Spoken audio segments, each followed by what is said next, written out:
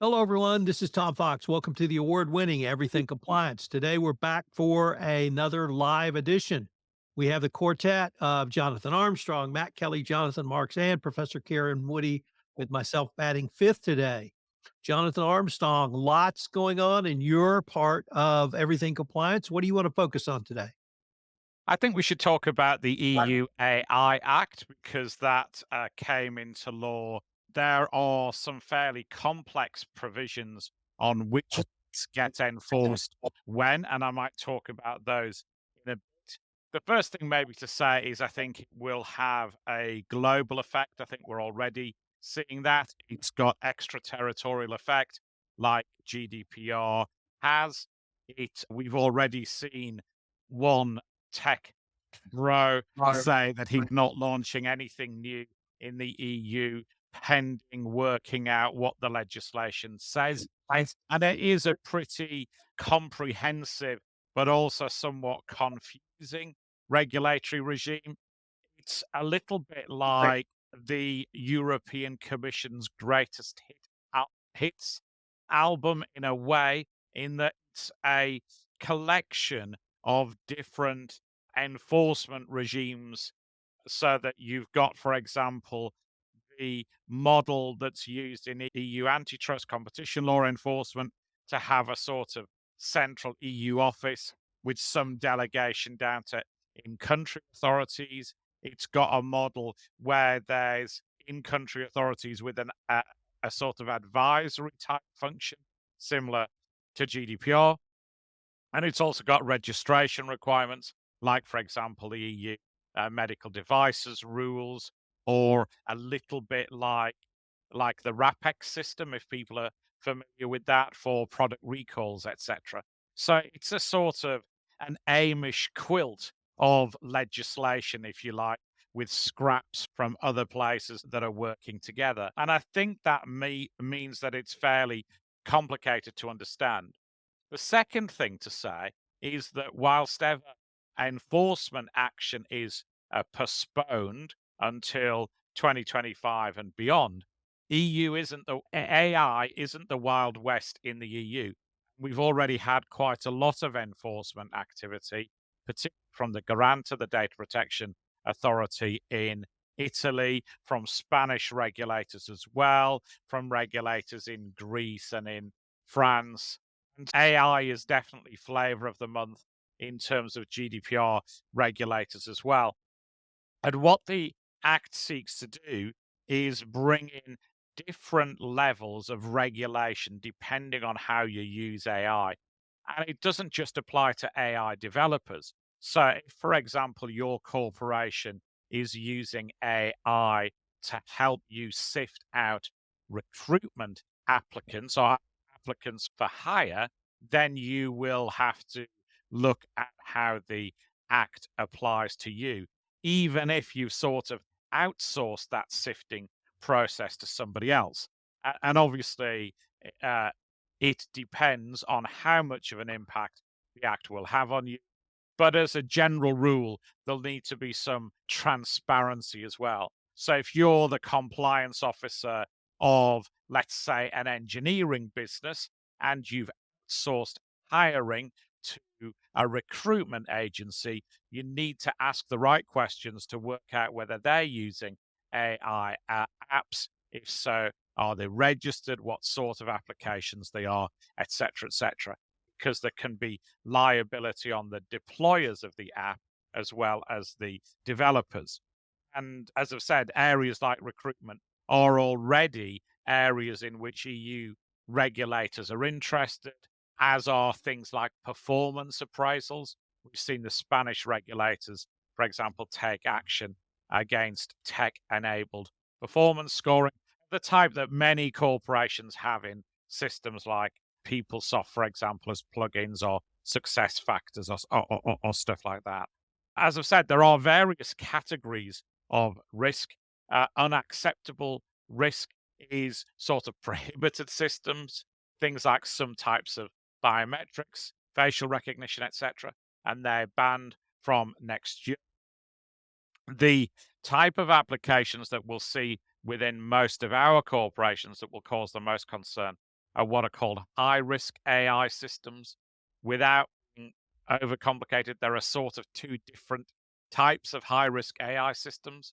The second, regulated from 2027, is things like medical devices, toys, things that are already subject to existing EU product safety type regimes. So 2027 for them, 2026 for most of the high risk systems. There's many that that corporations could have, and maybe Tom, in the show notes we can link to some more detailed FAQs so that people can take a first cut at working out which bits of their operation are in. And it's important to remember that I think most compliance officers, most heads of legal underestimate the amount of AI that's already being used in the business. For example, I had asked a client, "Are you using AI?" They said, "Yeah, not really sure there's much AI being used here." I said, "Look, if you want to start a compliance program, just send a simple memo around the developers, around the procurement people, and any AI that you can think of." We're now north of 50 replies from people saying, "Oh, yeah, we use AI for this function or that function." So most corporations heavily underestimating the amount of AI that's already being used in the business. And just as we talk in cybersecurity worlds about shadow IT, people using their own cell phones, their own functionality to do things quicker than corporate systems, of course, we have shadow AI as well. And that might be the marketing team using ChatGPT to write pictures. It might be people using AI to develop presentations. It might be, as I've said, the recruitment agents using AI to help sift large numbers of applicants. As far as enforcement's concerned, two different regimes in play. The EU has a new office which will regulate GPAI. So, broadly speaking, Silicon Valley type AI, so ChatGPT, Meta, those sort of things will be regulated centrally at an EU level. The rest, including high risk systems, most of the enforcement will come to in country MSAs. They'll be appointed next year by EU member states. Data protection authorities are pushing to be the nominated MSA in each EU jurisdiction. And I think they may well win that battle, although it's up to each individual member state to pick who they want. Dawn raids are a possibility, and we've already seen dawn raids be used under GDPR to look at new technology applications, if the rumors are true, against Meta, for example, in Ireland, when it brought in Facebook dating. We're likely to see more of that, I think. And there are various record keeping requirements. If you're doing an AI analysis, you've got to keep records. And so they're available for inspection when regulators come knocking on the severe penalties. So up to 7% of annual revenue in some cases.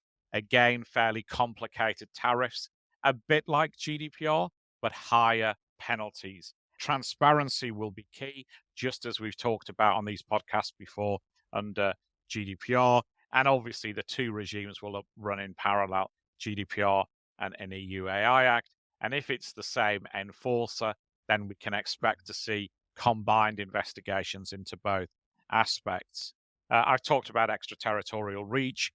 The timetable's quite complex as well. As I said, first enforcement from February 2025.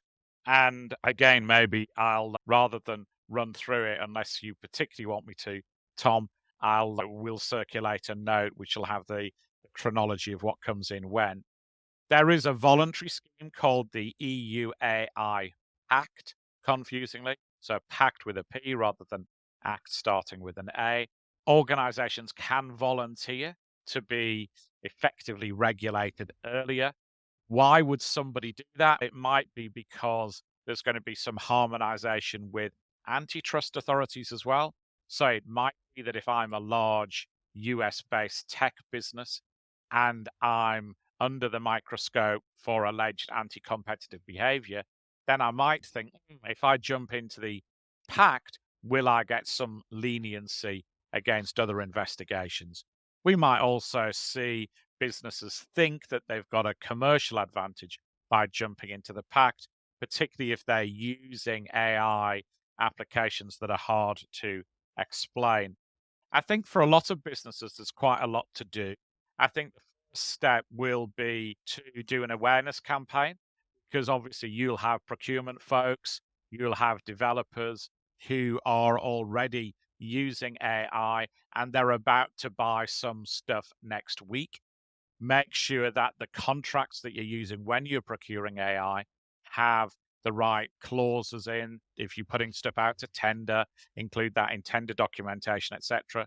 So education will be key to remind people that this is a buying criteria that you're particularly worried about, especially because the systems that you procure and buy now will still be in place when the meat of the legislation comes in.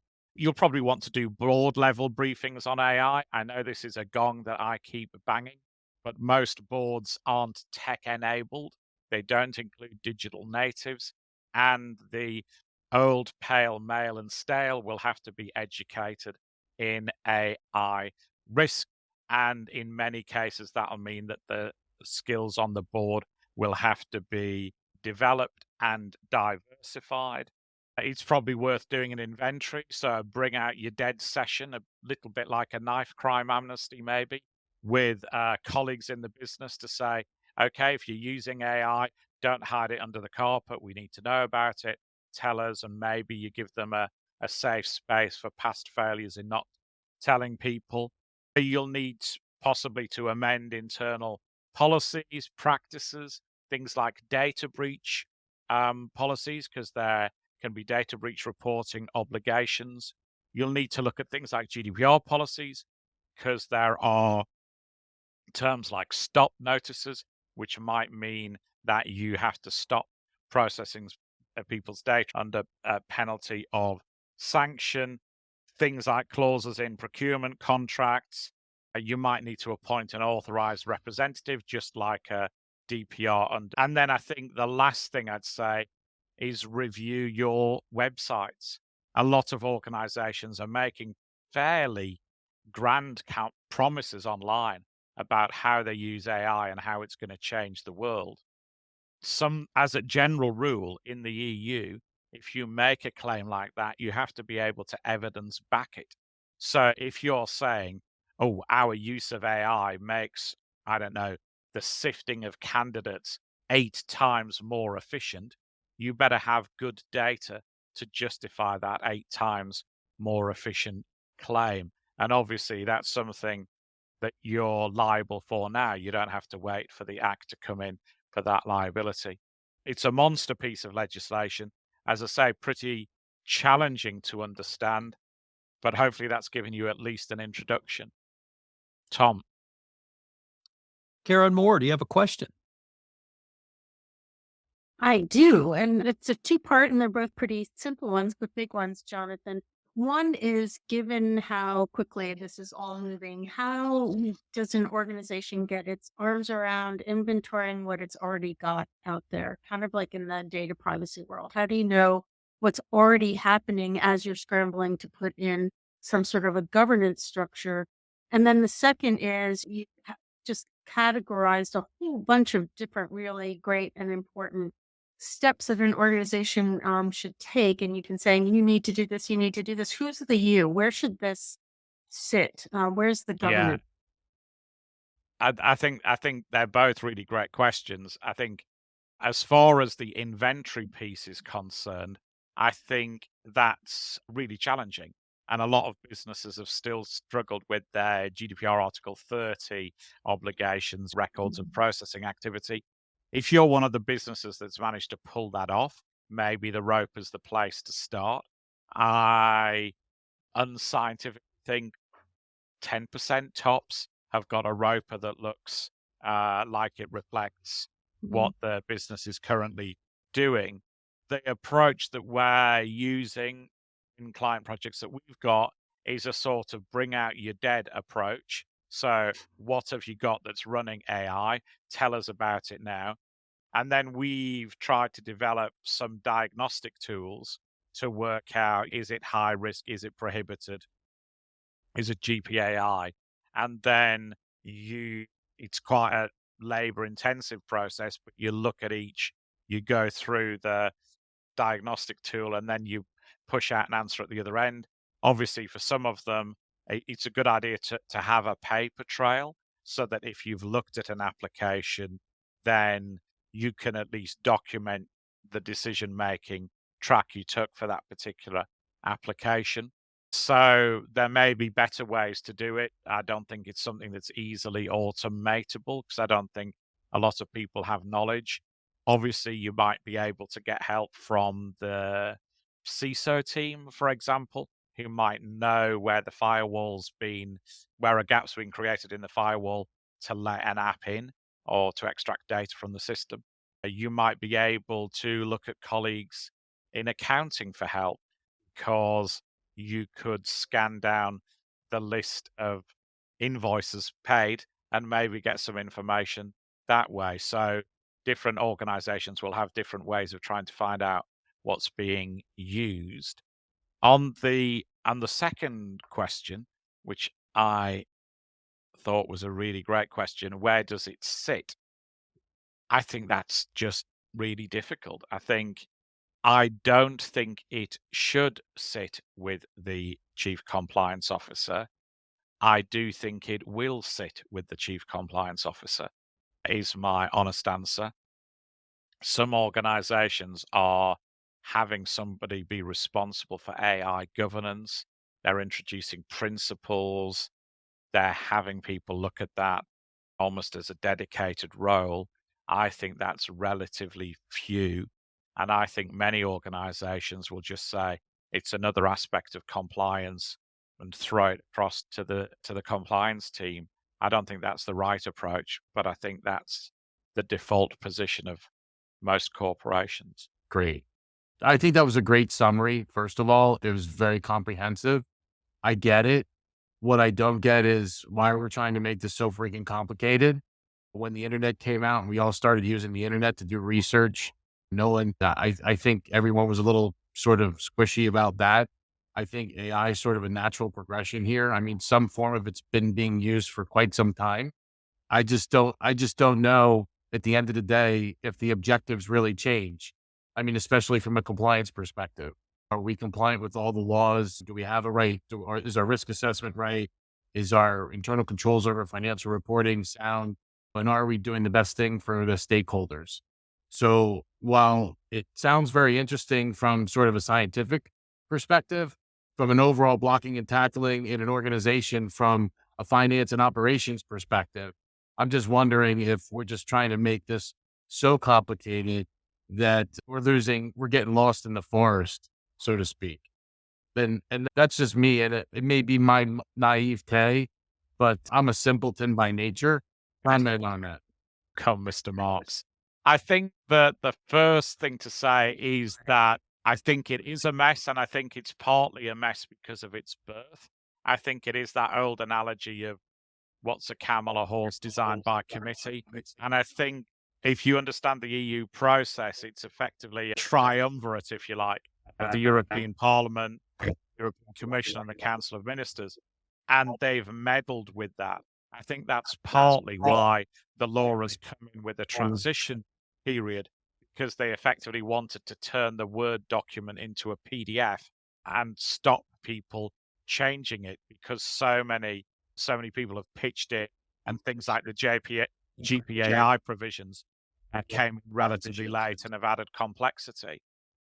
I also agree with you that in some respects it overlaps with so many other things. I think I spoke at a conference and said I offered a prize, admittedly not a great prize, to anybody who could think of an evil to do with AI that wasn't already regulated, e.g., by medical device legislation or GDPR, that a properly resourced regulator couldn't already deal with. And I didn't have to give the pen away. So my suspicion is that it is overlap legislation and it's partly responsive to what's seen as abuses. But obviously the penalties are far greater. they're almost double the penalties under GDPR.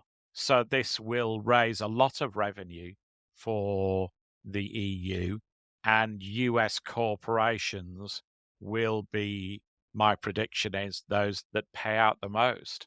So some might say, I think you have traitors with the great Alan Cumming, where he says it's all about the dollars, and it might well be all about the dollars as well. Karen Moore, you've raised a couple of points around the board of directors, the C-suite, and corporate governance. Maybe we could explore some of those questions that are rolling around in that head of yours. I think that it's time to revisit sometimes both the C-suite and the competency range and committee makeup of boards to accommodate some of these new tech issues. And for me, data governance now is such a big overarching issue that comprises a lot of moving parts. It would be nice to see it recognized as a big strategic role in the organization and also be a home for a lot of these issues, which I agree with Jonathan, tend to fall in compliance, which sometimes has neither the capacity nor the competency to manage them. So we'll see. I don't know. It would be nice to see it happen. All right, Matt, we had a fairly significant announcement from the Department of Justice just yesterday on their new whistleblower pilot program. What were your initial thoughts? Yeah, this was quite interesting, although not entirely unexpected, because several months ago, the Justice Department had let everybody know this whistleblower awards program would be coming. Now it is here. And then to top it off, after I talk about this, I will actually also talk about an SEC whistleblower award that went out, I think it was last week, which has some eerie parallels to what the Justice Department is talking about with its brand new program. But the program itself, conceptually, I think most compliance officers and listeners here, you can get your head around what it is. If an individual, not a company, must be a person, if a person brings an issue to the Justice Department, they may be eligible to win a percentage of whatever net proceeds are left over from the Justice Department's enforcement action that arises from a tip that they bring. There are a lot of caveats around this. First of them being that if you are coming with a tip that might be covered by some other pre-existing whistleblower program, your complaint is going to get shipped out to there. So if you have an IRS issue, the IRS has had whistleblower bounties for more than 100 years. Or if you have some sort of accounting fraud issue, that would go to the SEC with its whistleblower program. But there are certain categories of corporate crime that actually are not covered by any whistleblower program right now. And that, the Justice Department says, is why they established this. For example, any FCPA programs at a privately held company. So if it's privately held, there will be no SEC enforcement, and therefore there is no whistleblower program that would apply to a company like that. These FIPA cases, the Foreign Extortion Prevention Act, which went into effect last year, where somebody might be able to report about corruption of a foreign government official, not the company paying the bribe to the official, but the official taking the bribe. And the department says it wants to ramp up FIPA prosecutions. I will believe that when I see it, but this is one way to get closer to that if you have some information about a foreign corrupt official. In fact, side note, let's game this out, compliance officers. Your company is hit up for a bribe by a corrupt government official. Your company says, buzz off, we're not going to pay it. There is no FCPA issue here because you didn't pay any bribe, but now you, compliance officer, about that foreign government official. And there is nothing in the guidelines of the department's award program that says compliance officers can't participate in this. Food for thought. If you ever wind up in that situation, and if you do and you get a payout, please take me to dinner because I'm the one who sketched that out for you. And there are certain other types of fraud as well that the department is also looking to increase its enforcement of. Now, here is the interesting point for compliance teams, is that in theory, this program for individual whistleblowers could undermine a company's incentive to voluntarily self-disclose. Because in theory, a whistleblower brings a matter to the department. Now the department knows about it. you are not eligible as a company then for voluntary self-disclosure benefits because it's not new information. That policy of self-disclosure for corporations and this individual awards program do somewhat work at cross purposes, which brings us to the big news for corporate compliance teams is that under some circumstances, the department will now still leave companies eligible for voluntary self-disclosure, even if an internal whistleblower has already narked you out to the department. I suppose it's offensive to say narked because we're supposed to say whistleblowing is great, and it is. Let's say, hypothetically, a whistleblower comes to your company and says, I am aware of an FCPA violation.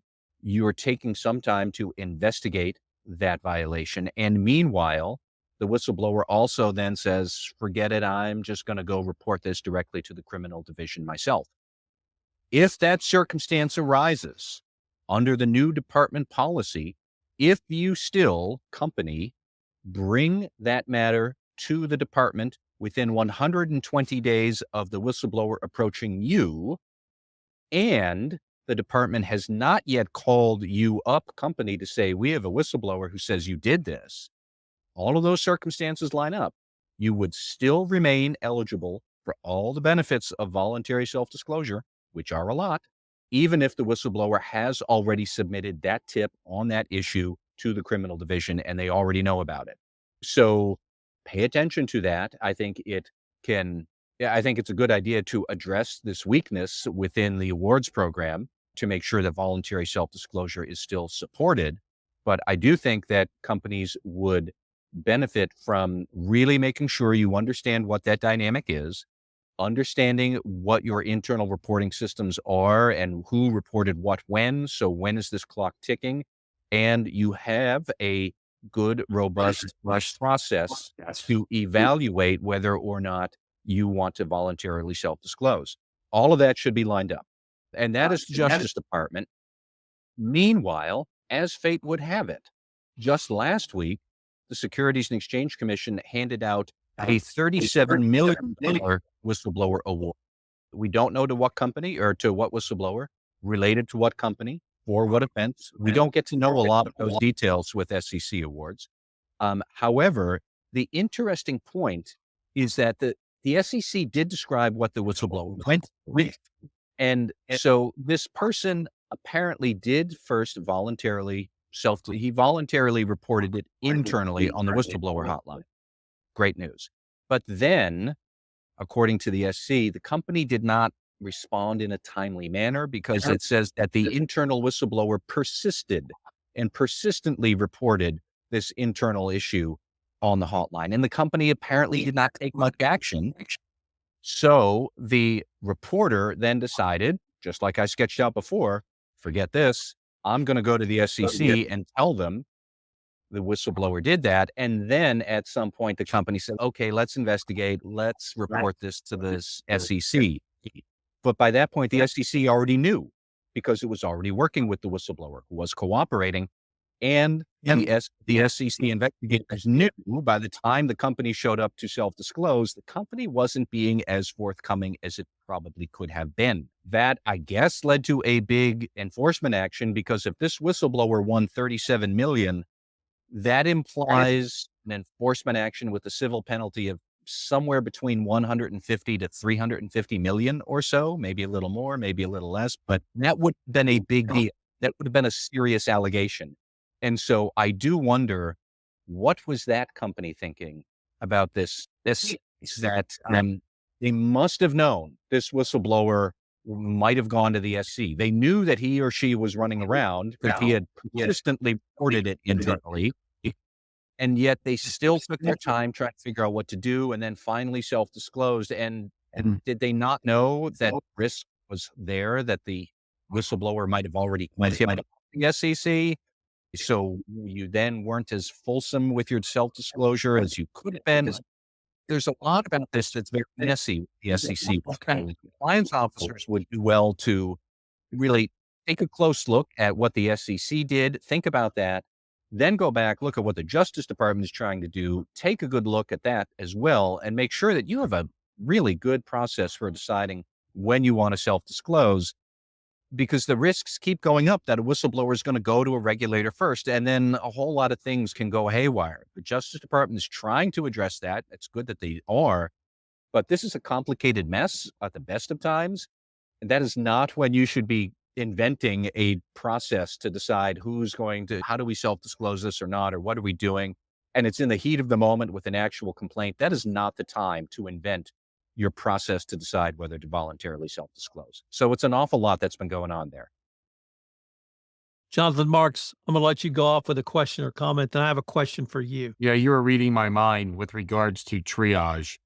Can you hear Well, me? then let me just ask you. I'll preempt all this. Jonathan, you have preached as long as I've known you about the need for a robust internal triage program and internal investigation protocol.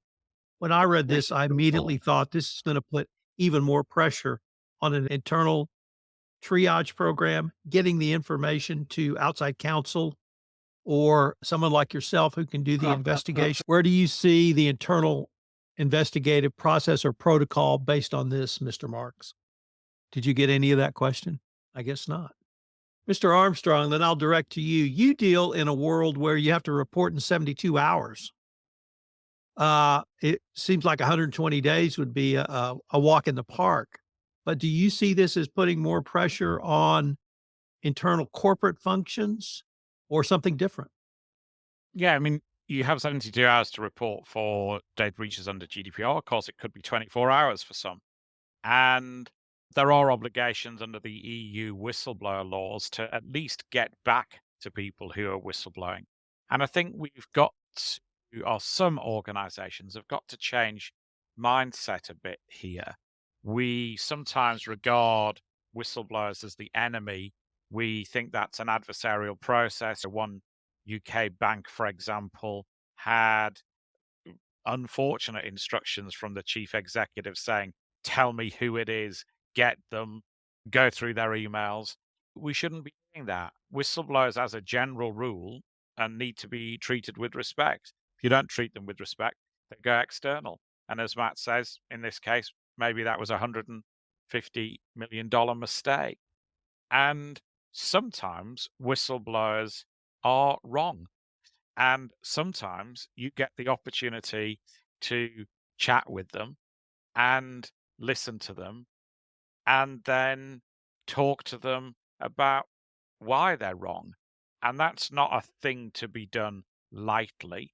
And sometimes you might even have to do that under regulatory supervision. So self-report and then deal with it. But we can't have this us and them mentality, particularly when going external is so well rewarded and when there are so many individuals making a lot of money out of the whistleblowing system. I reflect on a friend who sort of spoke to some lawyer in this space, I think, and said, why do you do it? And he says, oh, because my wife wants a new kitchen. And then 10 years later, he said, why are you still doing it? And he said, someone's got to fuel the jet. Some of the claimant lawyers in this space are making good money. If there's a settlement of whatever you said, 35 million-ish, there's probably a lawyer somewhere who's made 10 million-ish dollars in fees out of helping a client make that report. That's big money. Tom, I just wanted to jump in and say again, the thing that I keep sticking out in my mind with the SEC Whistleblower Award is that this had to have been a big deal. Now, I have my suspicions about which company it might be, but we'll never know for sure unless somebody steps forward. But, it has all the hallmarks of being a very serious, potentially criminal issue or some sort of widespread financial market manipulation thing. This was a big deal. It had to have been. So I assume that the question about do we self-disclose or not must have gone through general counsel, outside counsel, the CEO, and probably the board. I can't imagine that you would not make that decision without notifying the board. But again, it gets back to what I mentioned earlier, is that what is the company's process to have those discussions and make that decision? And I get it that it will be fact dependent and there's a lot of different variables and probably a lot of opinions that go into it. But Number one, do you have that process sort of written down and you've tested it maybe even and had a pseudo discussion on a hypothetical?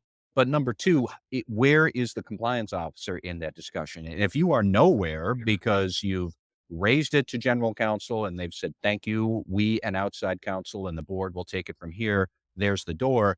Like, that's not a good company culture. And frankly, I think that looks terrible once the matter comes up with the Justice Department or the SEC and they find out that the compliance officer was excluded from discussions about what to do with the matter. That's not going to look good either.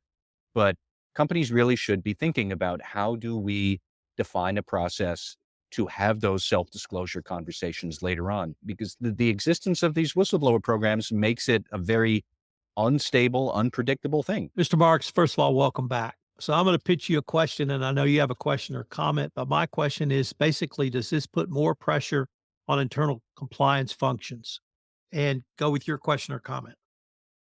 So you were reading my mind, and I apologize. I don't know what's going on with the internet, but anyway, long story short is I believe it does place more reliance and more pressure on internal audit and compliance, and I'm going to tell you why. Because a lot of folks don't have a good triage program in place with regards to their whistleblower programs. They don't define the steps. Matt had mentioned, and we all know that sort of that 120-day mark of reporting. However, maybe it doesn't require reporting if you've gone through, if you've already gone through the process and that process remains consistent. But that does mean that you should have an allegation review committee. It does mean that you have to have a formally documented triage process. And it does mean that you have to take these things seriously. And unfortunately, that's not the case in many of the organizations. A lot of the organizations get these allegations or these tips in, and the process is inconsistent. I think that's really going to be viewed negatively by a regulator that comes in and starts to look at this. I do think that it also provides you with the level of sort of a defense mechanism if in fact you didn't report and you went through the process and you've conducted a thorough and full investigation, whatever that might be, and followed the evidence, and all of that is documented and you're able to show that. I think it's going to get very interesting very quickly, but this is the stuff that I've been pounding on the table for a long time. It's kind of like internal controls, and it goes back to fundamentals and blocking and tackling and these programs. A lot of folks have these whistleblower programs in place or ethics hotlines in place, and there's no process around them other than the fact that somebody's getting these allegations, somebody's potentially reviewing them, and how they're being disposed of is still a question. And for those that are more serious and going through which I have classified as the 5 stages, is that consistent? Is it repeatable? Is it documented? And are there appropriate measures being done within the organization to make sure that this process by itself is in fact sound? And more importantly, is the audit committee and the board asking the right questions and monitoring this program to make sure that these things are happening? We could probably spend a whole episode on this, but we probably have to move on. There used to be a time in the summer when not much happened. But Karen Woody, we had just a hugely significant case involving the Securities and Exchange Commission and solar winds. From your sort of SEC and law professor angle, what about this case intrigued you so much? Oh, I gotta say, I have some mixed emotions about this topic because the opinion of a couple weeks ago now essentially gutted the argument of a paper I've been writing for probably years. So the gist is, sorry, there's someone drilling right outside my house or something right now. I'm trying to make that go away. All right, so solar winds, that's what this topic is about. I've been thinking about this, talking about this topic for almost 10 years, at least about the internal controls provision, which I'm going to focus a little bit about for today. There's a lot to talk about with SolarWinds, but I really want to think about and have been thinking about internal controls. That's the angle I want to focus on, but let's talk about what happened. So SolarWinds is a company that sells high-end and allegedly secure software to government and private entities. They were charged by the SEC, and I'll talk about what those allegations look like. Also charged, I know that'll be of great interest to this panel, it was Timothy Brown, who was the vice president of the company, who was in charge of the company's security. So basically the CISO officer. And so the SEC complaint against the company and Mr. Brown, alleged a couple things. So first is sort of garden variety securities fraud. They said SolarWinds had been misleading in their description of their cybersecurity practices and products, particularly around its flagship Orion software platform. And they basically said they were understating what the cybersecurity risks really were if you got these products. So there's a bit of an overhype about how effective the Orion software would be. That a lot of that happened in what was considered the security statement that the company put on its website, but also in a range of other publicly made statements, including filings they made with the SEC. So there you have the sort of standard. You hid the fact that the products and practices here actually weren't sort of airtight cybersecurity products, but instead were fairly porous. So they say this again, company's puffery is misleading the investing public because, of course, there was some serious vulnerability to cyber attacks that this software had. So that was one.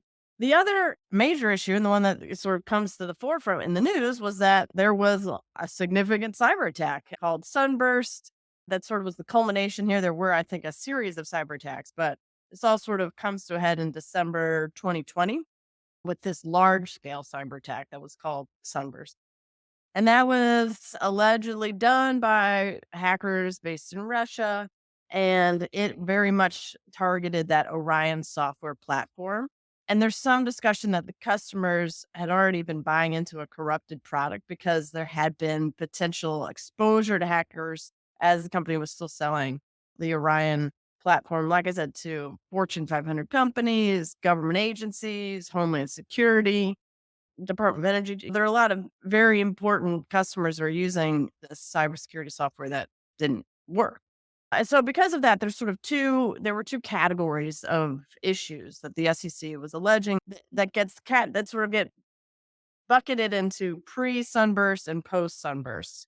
And based on all this, there's a number of charges, obviously a 10b-5, some section 13, meaning what they're putting in the periodic reports, 17A, that's another fraud charge. I mean, what I said at the outset here, what I really wanted to sort of think about and talk about was the 13B2B violation, which is, part of the statute I've thought a lot about and written about before. So 13B2B, this is your internal controls charge. So what 13B2B says is that every issuer with a class of securities traded on our exchange has to provide reasonable assurances here that they should devise and maintain a system of internal and accounting controls sufficient to provide reasonable assurances that, everything that you could imagine an internal control would do. So ensuring that the transactions are correct, executed according to the correct level of authorization by management, that they're not accessible by others, sort of just a classic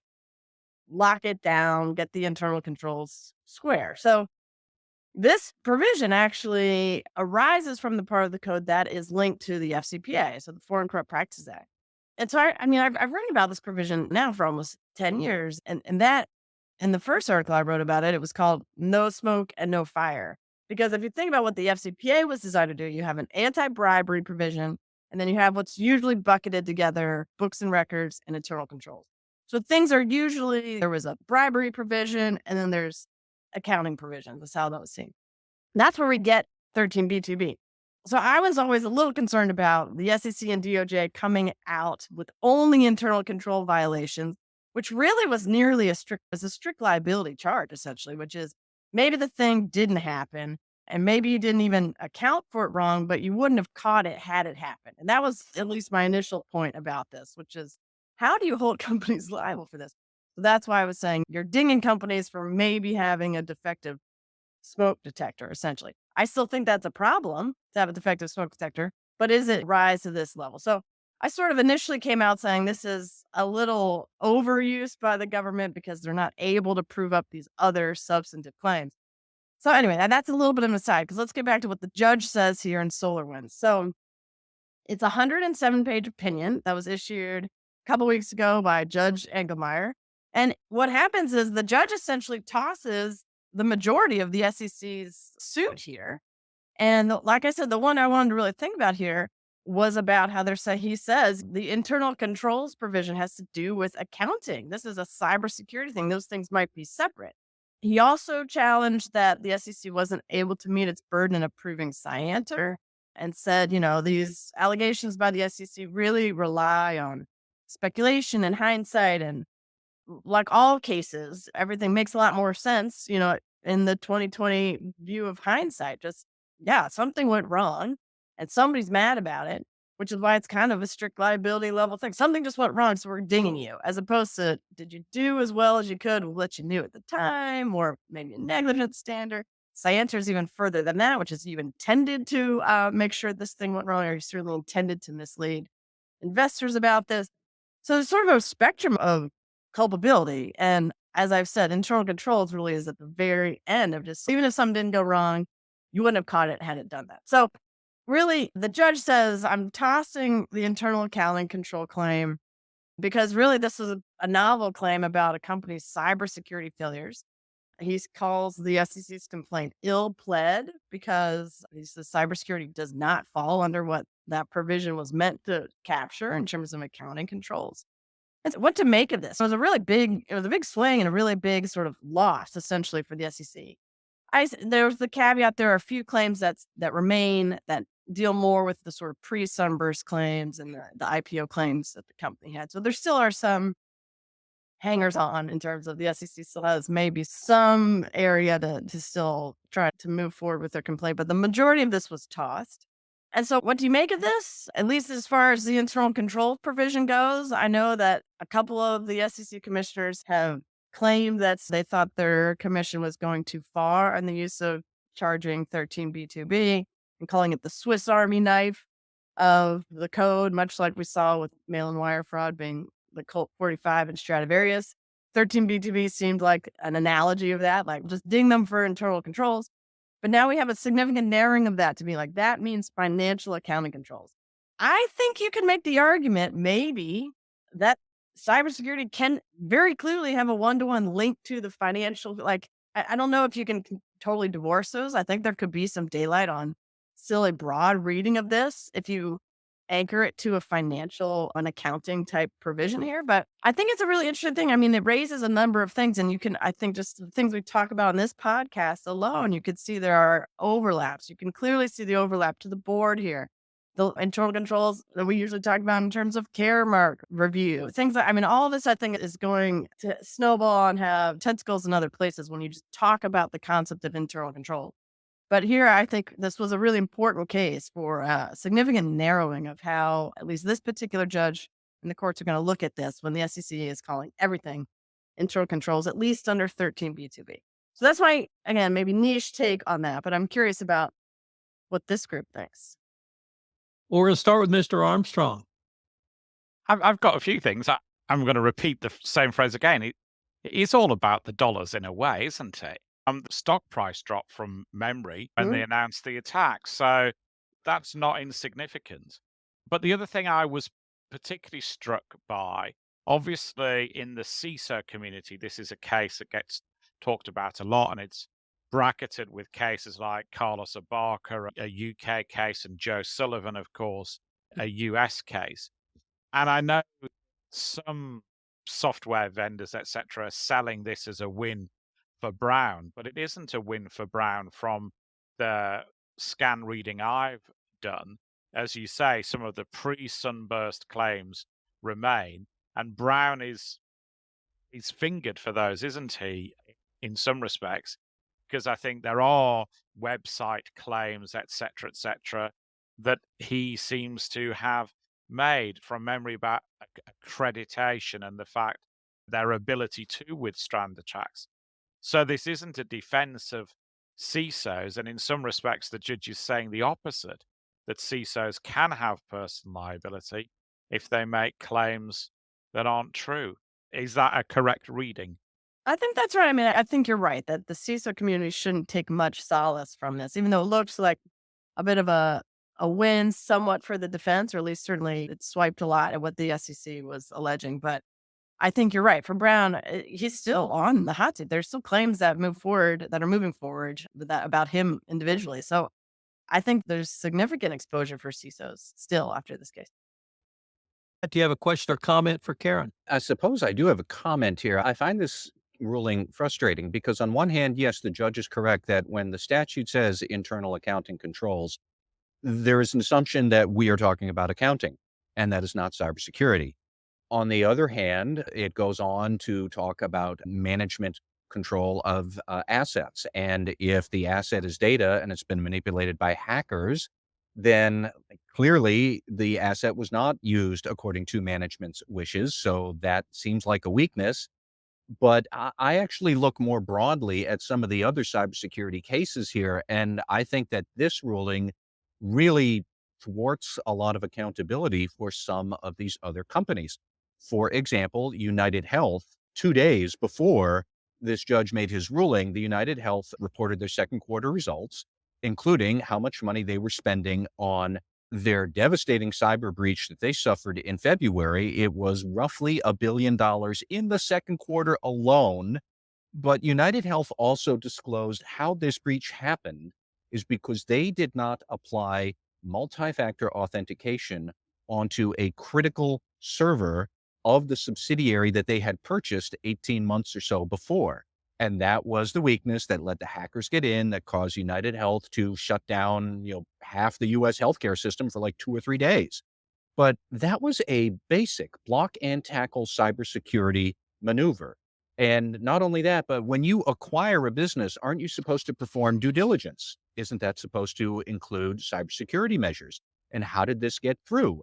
And United Health CEO pretty much said, we're still not sure how that happened. And that seems like a glaring weakness of internal control. And in the SolarWinds case, this judge now just said, and SEC, you can't bring any charges as a result of that. With United in particular, United Health, I think there's still going to be several ways to hold the company accountable. I think the Federal Trade Commission is going to have a field day with them.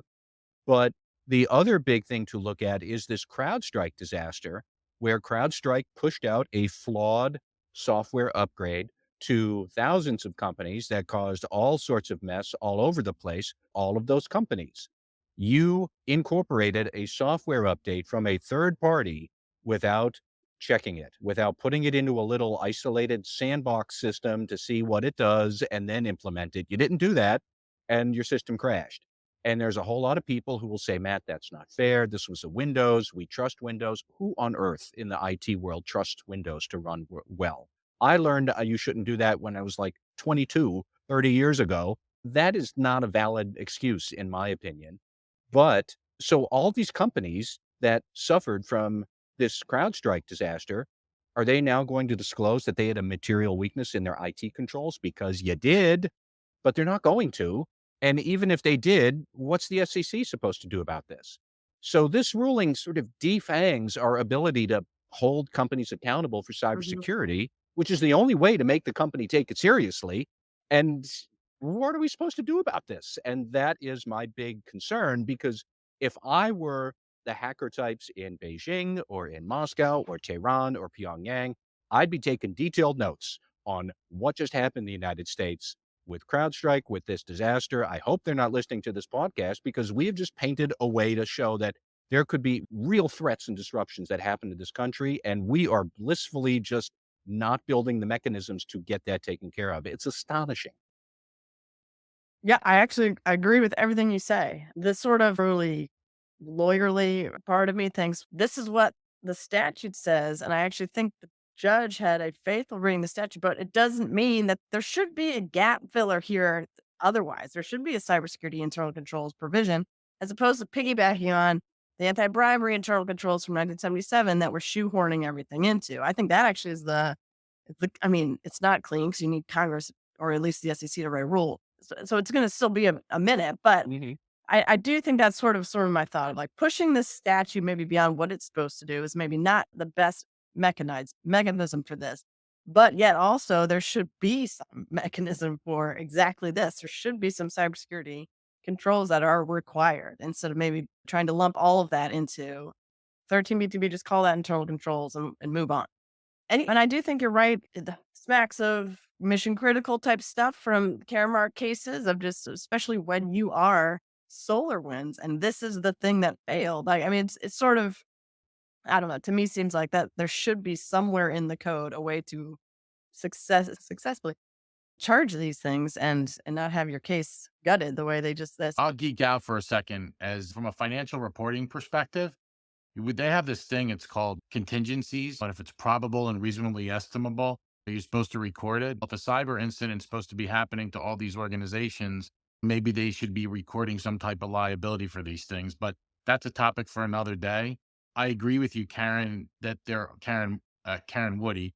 Not that I don't disagree with you, Karen Moore, but I agree with you, Karen Woody, that I don't think the judge really understood sort of the linkage between cybersecurity, and Matt made a similar comment, and the financial statements. I think the big thing here is disclosures and the balance that you have between security concerns and disclosures, that fine line, that balance. Those are things that we talk about all the time with our clients is what's enough without really giving everything away. We live in this world, and Jonathan Armstrong talks about this ad nauseum, kind of going around the horn here with regards to what do we need to put out there and what's required and what's not required from a security perspective, from a data privacy perspective, and things like that. So I think we're still, I don't know that case is over yet. I mean, I know the SEC got beaten up pretty bad there, but I don't, I'm having problems too linking the fact that if you look at 13 B2B and you really understand it, and then you look at how companies really operate in financial statements and disclosures for a publicly traded entity, I'm still miffed by it. Now, the solar winds thing, that whole debacle, I'm a conspiracy theorist. I think that was a giant worldwide crisis management exercise, and I think many people failed. We actually are going to take this opportunity to move on to our next panelist, which is our last commenter, Mr. Marks. What do you have for us this week? You wanted to talk about effectiveness of internal controls. I mean, in order to really talk about effectiveness of internal controls, you really have to go back to sort of the whole underlying meaning of what is an internal control, were they properly designed, and things like that. And so it's really a complex, discussion that really stems back to design steps and backgrounds and the objectives of a control, and going back to its actual definition of what constitutes a control. I've been barking this for a long time, that it's a process of interlocking activities designed to support the policies and procedures with regards to the preventive, detective, corrective, and corroborating actions to achieve desired process outcomes. Those are the objectives that I keep talking about, along with checks and balances that it could include, obviously, continuous monitoring, continuous auditing, and training, and something that reasonably assures the achievement of those objectives, along with efficiencies, reliable and complete and accurate books and records, compliance with laws, regulations, and policies, the reduction in risks, and so on and so on. And so when you go back and you really look at this from an effectiveness perspective, again, I think this is one of those things where people just assume that we're going to put a control in place and it's going to be effective. That is just so far misleading. It's not even funny. And again, I think a lot of organizations are still struggling with this because they don't understand the process. They haven't identified a business partner that can validate the key business objectives. They haven't determined the true process risks. There's no evidence and confirmation of true process risks. And does the control need to be implemented? When you're understanding the process requirements and the corresponding level of risk and exposure, are we considering fraud, including financial statement reporting, misappropriation of assets, and bribery? Are we considering poor and inappropriate accounting, business interruption or crisis management, loss or destruction of assets, things like that? These are things that we talk about all the time. The enemies of control, which I've talked about ad nauseum, and then the whole process for all of this. But then more importantly, it's not that the control is installed. I mean, a lot of times people have good intentions and they put controls in place and they aren't effective until people really understand that they may be a deterrent in whatever they're trying to do, and they try to override them. And so the validation process is really critical here, which a lot of organizations just don't do. It's a phoned in type of exercise. 30 days after their controls have been implemented, somebody should go back and sample and test these things. 60 days later, they should go back and test these things. 120 days later, they should go back and test these things, especially if they're key or critical controls. And then reporting on all of this is just one of those things where if you're not documenting these things properly and you're not reporting on these things, or you're not making people accountable, it could just can turn into just a giant mess. And a lot of organizations, that's exactly what the control environment is. It's a giant mess. And I think for the most part, sometimes people and organizations are just getting lucky. And I'd rather be good than be lucky. And so that takes hard work and really understanding all the components here. Tom, when you talk about effectiveness of controls, I could certainly provide you with something if you want to give to the readers with regards to the things that I've done over the years that I know that are effective, that meet SEC and PCAOB requirements, as well as all the other requirements. But again, I think it goes back to fundamentally understanding the business, understanding the risks, understanding the objectives, really understanding the culture of your company, the propensity of override, red flags, things like that. All those things that go into the design. And then obviously afterwards, like I talked about it, it's that validation, that monitoring process to make sure that there's some stick to itiveness with all of this. Otherwise, you might as well just have nothing. And that's, to me, that there's a organizations still don't want to spend the time, effort, or energy to make sure that these things are right. But more importantly, and from what I'm seeing, is there's also an erosion of talent in the marketplace, and that's hurting all of this as well. So when you don't have people to actually execute on all this stuff, it becomes problematic. And there's a great article, I believe, in today's Wall Street Journal about CFOs and not having the right talent supporting them, and how they're getting blamed for a lot of the things that are going on in the organization. I think you could take that same article and plug in internal controls and remediation and enhancement of those controls, and that article would still hold true. Jonathan, who inside of a corporation should be the either process owner or responsible? Should it be a CFO? Should it be an internal audit? Should there be a separate internal controls function? How would you begin to think through the remediation of these issues?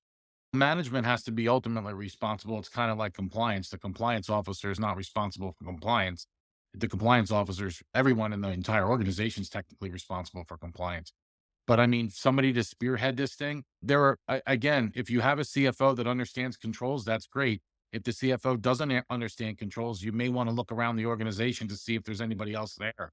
A lot of CFOs are brought in for very specific things, for example, finance, treasury functions, things like that, depending on the nature of the organization and whatever development stage that they're in. If you're in a go stage and you're doing a lot of vertically and horizontally integrating with regards to mergers and acquisitions, there are certain CFOs out there that have those specific skill sets.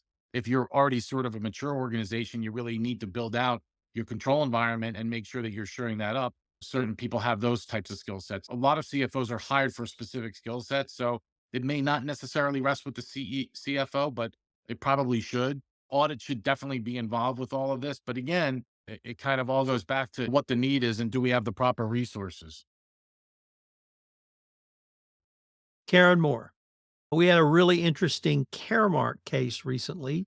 We've had some discussions about sort of the ebb and flow of Caremark on this series over the years, but I'm not sure Centene is the right way to pronounce it. But what did you see or what intrigued you about this case? So I think now we are in the movement on Caremark cases. So this isn't super sexy, but it is directional. So I think it's worth taking a look at. Centene started out as a nonprofit organization, and it's now got a $41 billion market cap. So it's gone through a lot of transitions, a bunch of acquisitions over the last few years, and maybe that tells a little bit on what's going on with this case. So Centene effectively administers Medicaid plans in a couple of dozen states. And it's had a bunch of regulatory issues over the years, some skating close to the edge, a lot of them not illegal, but they've been the subject of some litigation and investigations, including something called spread pricing, which is kind of unethical, but not illegal. But the point being here that over the last few years, there's been a maybe heightened scrutiny or at least a heightened awareness on the part of the regulators over Centene's operation.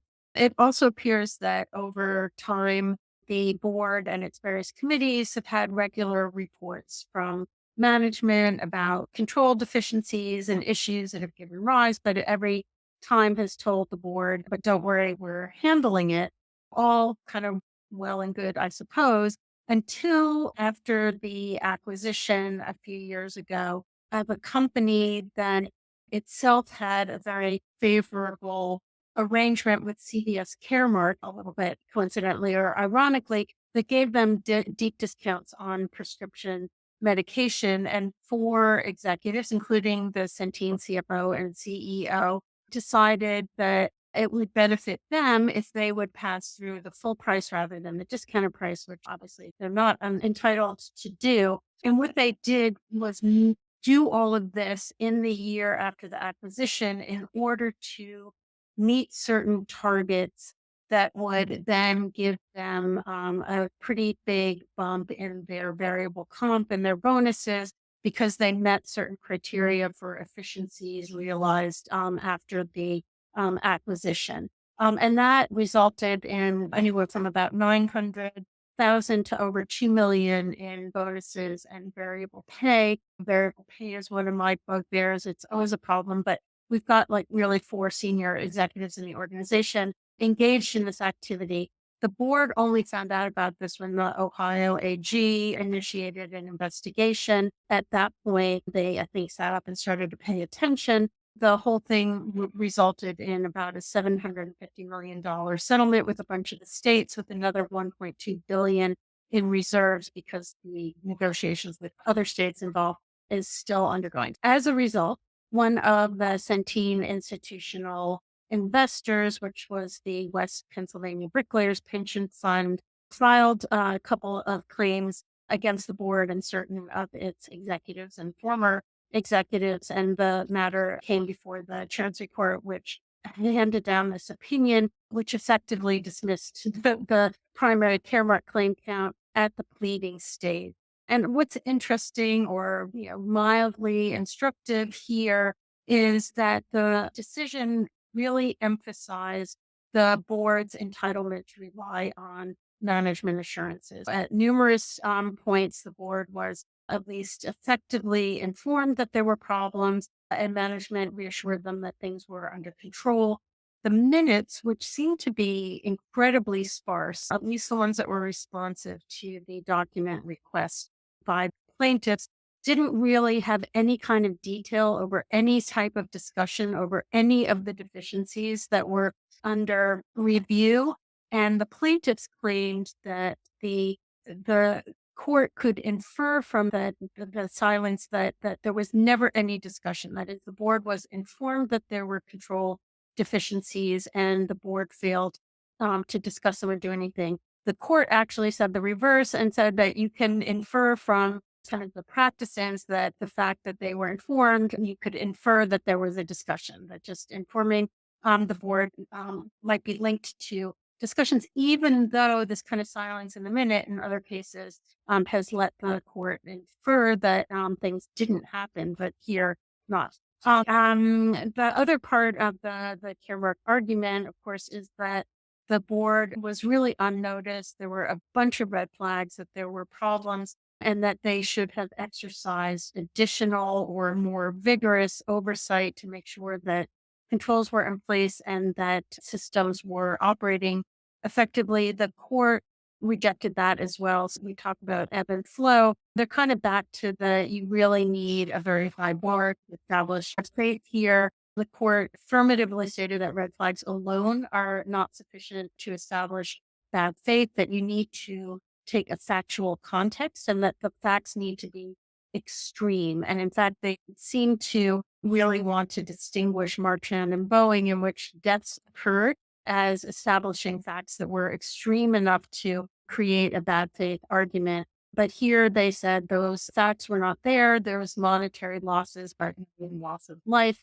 Bad faith is a high bar. The court said that here there was no evidence that there was a conscious decision to violate the law on the part of the board members, and also stated that the caution that you shouldn't be taking a hindsight biased look at behavior, and that illegal behavior in and of itself does not equal sufficient internal controls, which is an interesting statement. They said a bad outcome without more does not equate bad faith, and they dismissed the Caremark claim. Interestingly, they then declined to opine on the unjust enrichment count because they said now that the board is not considered to have acted in bad faith, the board itself should now be competent to decide how to deal with the unjust enrichment and how to proceed with that. Here we are with a company that, seems to have done some of the right things in terms of they set up 3 board committees that reported on various compliance and regulatory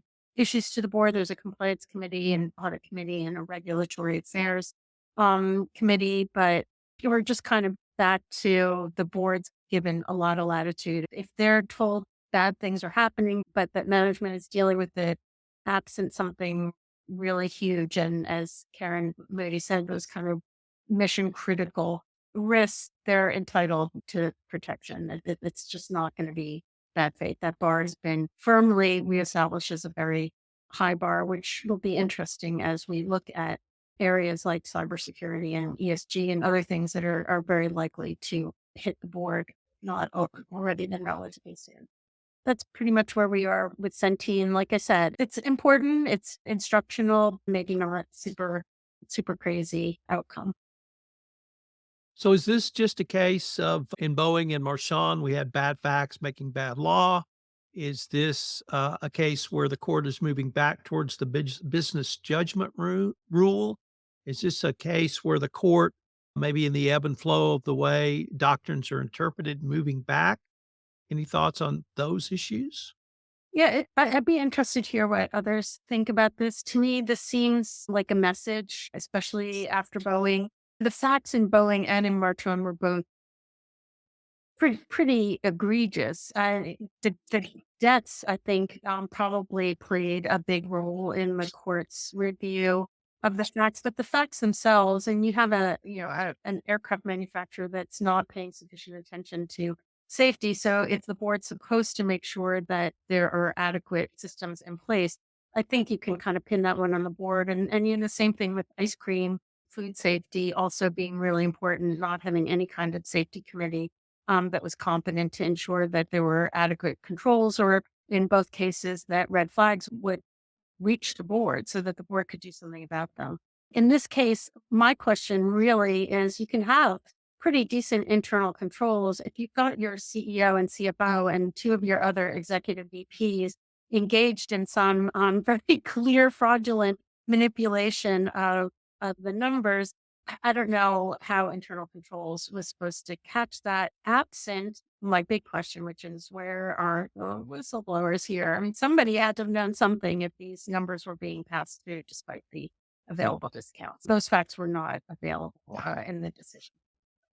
But I'm curious what others have to say. Karen, you're the Caremark queen here. Any thoughts, Karen Woody? Oh, I was trying to unmute when I was doing that. I think this isn't it. I mean, this was an interesting one, and I agree with you that maybe this is maybe the answer or sort of the pendulum swing postpone. I mean, I don't know. I think the Caremark cases are always interesting, and I feel like they get so much more press than maybe they deserve, because at the end of the day, Caremark is still so hard to penetrate. Other than, as Tom points out, other than really egregious facts, and this one I think was sort of in the middle. So I think your assessment is dead on, Karen. I agreed with everything you said. I don't have much to add on it, actually. I'm still banging my drum about bad faith is too high a standard, but we got to change both common law and the law too. All right, ladies and gentlemen, we are now off to fan favorites of shout outs and rants. We'll take the same order. Jonathan Armstrong, Matt Kelly, Karen Woody, Karen Moore, and I will bat fifth. Mr. Armstrong. Yeah, on Tuesday night, I'm at best a mediocre tennis player. Probably not even that. But on Tuesday night, I managed to win a little tournament for the first time in my life by having 3 doubles games and winning all 3 of them at a state of heightened nervousness. Of course, on Tuesday night as well, somebody else was victorious in a doubles match. Sir Andrew Barron Murray, OBE, better known as Andy Murray. But last night, the Team USA had the downright bad manners, I have to say, as an Englishman, to knock Andy Murray out of the Olympics and thereby end his career. So if we reflect back on that illustrious career, he spent 41 weeks as the world number 1. He helped in a Davis Cup victory. He twice won the greatest tennis tournament of all at Wimbledon. He also won another lesser tournament, I'm just looking at my notes, something called the US Open, if that means anything to anyone on the call. He got 2 Olympic gold medals, 1 silver gold medal. And if it is all about the dollars, he ends up the 4th highest earning tennis player of all time. But it's not just about the tennis, I think, with Andy Murray. He's been an outspoken critic of divisive rules over remuneration for tennis players. He's been a real pioneer in areas of equality. He was, I think, the first or the second male tennis player to appoint a female coach. But what's lesser known, I think, is he was also, as a child of, I think, about 9, the victim of a mass shooter at his school. And when he was 9 or 10 years old, back in 1996, he hid under his desk at school as 17 people were gunned down by Thomas Hamilton, an acquaintance of his own mother's. And so I guess we pay tribute to Murray's tennis career, but I think we should also pay tribute to him as a human being to come from such an absolute desperate situation. It's unfortunate, isn't it, on your side of the Atlantic more than ours, that gun crime is ever with us. Deranged individuals who carry out these attacks are ever with us. But it's somehow touching that out of adversity, Murray has made a career as one of the tennis greats of all time. What do you got for us today, Matt? I have a rant against Senator Cynthia Lummis, who is a Republican from the state of Wyoming, and what she unveiled in legislation in Washington this week, which is the bill for, it's called the Bitcoin Act, which will create a strategic Bitcoin reserve. And I just want everybody to get their head around what we're talking about here. Bitcoin, which is an artificial made up currency expressly designed to avoid government control, and which really only seems good for ransomware attacks, money laundering, and other types of fraud. And now suddenly we have Republicans and libertarians, because the Libertarian Party signed on immediately to Lumen's legislation and thought it was great, that they are looking for a government bailout to create a strategic Bitcoin preserve. For what exactly? What national calamity is going to befall the United States where we have to say Bitcoin is going to save the day? Stockpiles of COVID vaccine or smallpox vaccine, I get that. Preserves for oil and petroleum, I get that. Maybe for foodstuffs. But why on earth do we need a stockpile paid for by U.S. taxpayers, sponsored by Republicans and libertarians, for a made up fictional currency that supposedly exists to avoid all government intervention? And really, this is just, as I've said before, Bitcoin and cryptocurrencies generally, they are a gimmick. They are only there to help with illicit transactions. And when Bitcoin wasn't making enough money for the people who wanted to use it and play with it, they turned around and got a handout from Uncle Sugar to stabilize the price. That's all this is. I hope this legislation goes nowhere, as most legislation does in Washington, but this was just especially nutty. I want to say I couldn't believe it, but with the shamelessness of modern Republicans bending over for crypto, you know what? I absolutely do, and that is sad. Karen Woody. I was also going to do an Olympics theme one, but I have to say, my shout out really is maybe trite as it is to our president, who I think is changed the narrative of the entire world in just the last few weeks. And I'm shouting out to Joe Biden for his incredible career of service for his entire life, one of the most successful presidents ever, and for his, I think, really unbelievable decision to step down and not run again. And I think that, like I say, has energized at least half of the United States and others. I guess it's probably energized the entire United States, some positively, some negatively. But it's such an unbelievable decision. It's so commendable and is an act of, I think, selflessness we don't see very often in politics. So it is very refreshing. I'm going to change my shout out to President Biden. Karen Moore.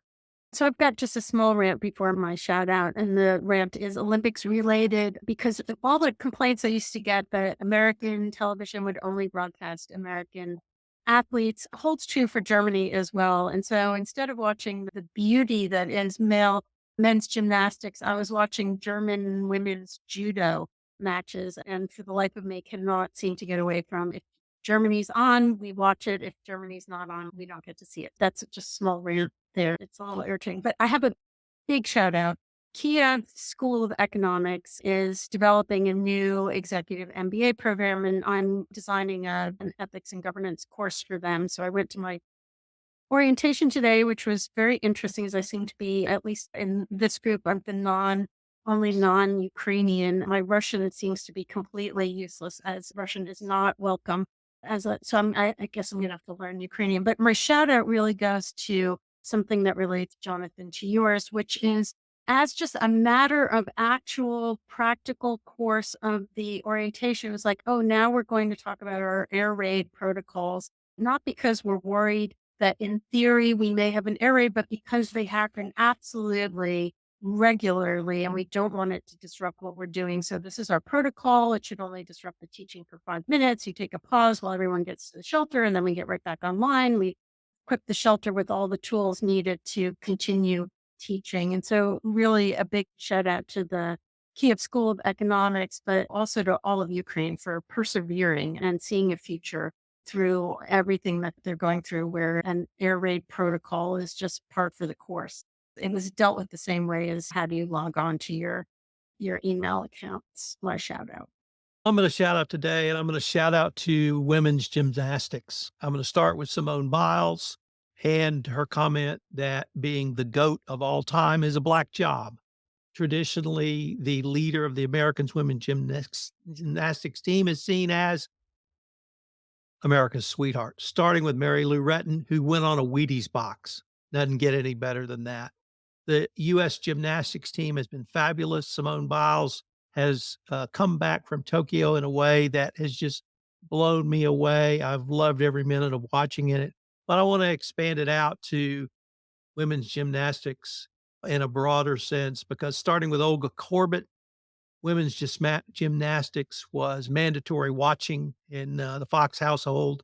Nadia Comaneci set a standard that they had to change the rules of judging. She was so good. And this U.S. women's team has put on some of the most beautiful displays of athleticism and artistry I have ever seen. So shout out to the U.S. women gymnastics team. Shout out to women gymnasts. Shout out to the women gymnastics competition in the Olympics. I've thoroughly enjoyed this Olympic to date, and I can't wait till next week when track and field starts. So we now hit an hour and 30 minutes. That is our longest everything compliance ever. It may have been our best. I wanted to thank everybody and look forward to catching up with you guys in a couple of weeks. Thank you, Tom. Thanks, Tom. All right. Bye, all.